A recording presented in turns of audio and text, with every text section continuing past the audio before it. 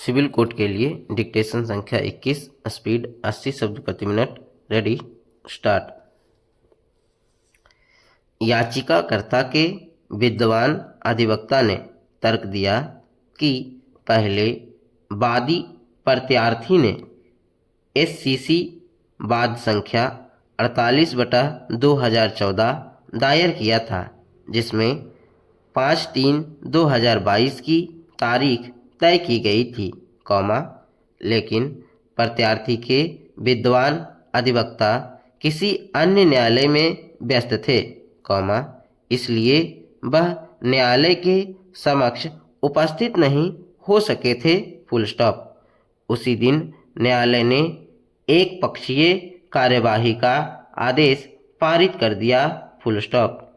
इसके विरुद्ध उन्होंने 22/3/2022 के आदेश द्वारा खारिज कर दिया गया था, उक्त आदेश के खिलाफ याचिकाकर्ता प्रत्यार्थी ने SCC पुनरीक्षण संख्या 101/2022 प्रस्तुत किया, जिसे भी आदेश दिनांक 12/4/2022 द्वारा खारिज कर दिया गया था, पैरा। याचिकाकर्ता के विद्वान अधिवक्ता ने आगे कहा कि प्रत्यार्थी के अधिवक्ता के उपस्थित न होने का कारण अकृत्रिम है, क्योंकि वह दूसरे न्यायालय के समक्ष वाद कर रहे हैं, इसके अलावा याचिका के पैराग्राफ 39 में वह कहते हैं कि वह बिना स्थगन के प्रत्येक तारीख को संबंधित न्यायालय के समक्ष उपस्थित होंगे, इसलिए आदेश को रद्द किया जा सकता है और बचाव पक्ष के साक्ष्य को स्वीकार करने का अवसर भी दिया जा सकता है, उन्होंने अंत में कहा कि माननीय सर्वोच्च न्यायालय ने रिपोर्ट किए गए सचिव बनाम रघुराज के मामले में इस पहलू पर चर्चा की है और कहा कि भले ही सुनवाई के समय उपस्थित न होने में अधिवक्ता की ओर से चूक हुई हो, किंतु प्रत्यार्थी याचिकाकर्ता को अन्याय नहीं सहना पड़ेगा, वादी प्रत्यार्थी के विद्वान अधिवक्ता ने इस दलील का पुरजोर विरोध किया और कहा कि अब सुनवाई समाप्त हो गई है और फैसला सुनाने के लिए कल की तारीख तय की गई है, उन्होंने आगे कहा कि प्रत्यार्थी याचिकाकर्ता को मामले की सुनवाई से दूर रहने की आदत है, पहली बार न्यायालय ने दिनांक 28/4/2015 के आदेश के तहत प्रत्यार्थी के खिलाफ एक पक्षीय निर्णय लेने की कार्यवाही की है,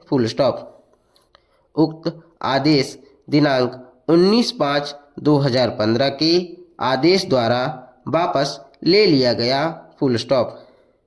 उन्होंने आगे कहा कि मामला फिर से 8/1/2018 को सूचीबद्ध किया गया था, लेकिन प्रत्यार्थी ने स्थगन आवेदन दायर किया था, जिसे विचारण न्यायालय ने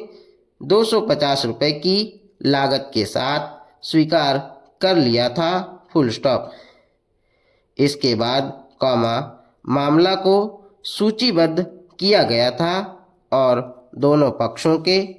साक्षी उपस्थित थे, लेकिन प्रतिवादी के अधिवक्ता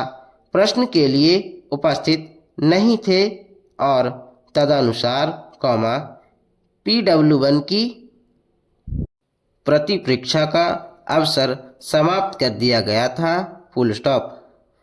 उक्त आदेश दिनांक 21/2/2019 के आदेश द्वारा वापस ले लिया गया था, 16/9/2019 को मामला फिर से सूचीबद्ध किया गया, कौमा, न्यायालय ने PW1 की प्रतिपरीक्षा के लिए 1/10/2019 की तारीख तय की है, फुल स्टॉप। अगली तारीख को PW1 वादी के अधिवक्ता के साथ उपस्थित था, कौमा, लेकिन प्रतिवादी की ओर से कोई भी उपस्थित नहीं हुआ और फिर से PW1 की प्रतिपरीक्षा समाप्त कर दी गई, फुल स्टॉप, पैरा। यदि वादी के किसी भी प्रकरण में पर्याप्त हेतु दर्शित किया जाता है तो न्यायालय ऐसे कारणों